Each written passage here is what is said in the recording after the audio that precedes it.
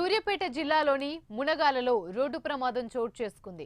ఆకుపాముల వద్ద ఉన్న జాతీయ రహదారిపై 3 బస్సులు, డీసీఎం వాహనం ఒకదాని వెనుక ఒకటి ఢీకొన్నాయి. ఈ ప్రమాదంలో డీసీఎం డ్రైవర్కు కాలు విరిగిపోగా బస్సులో ప్రయాణిస్తున్న ఓ చిన్నారికి స్వల్ప గాయాలయ్యాయి. గమనించిన స్థానికులు క్షతగాత్రులను ఆసుపత్రికి తరలించారు.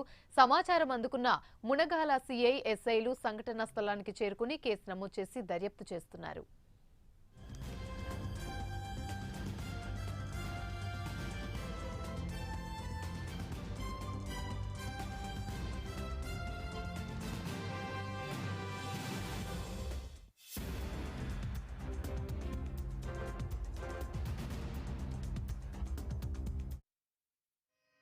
ముందు బస్సులు ఆగాయట.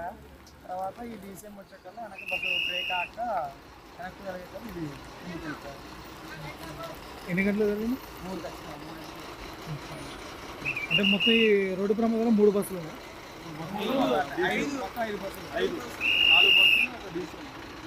4 బస్సులు ఒక డీసీఎం. 4 బస్సులు ఒక డీసీఎం. ఎవరికేమైనా అయిందా?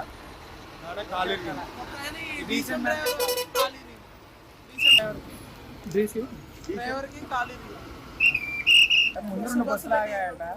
తర్వాత ఈ డీసీఎం వచ్చేకల్లా వెనక బస్సు బ్రేక్ ఆక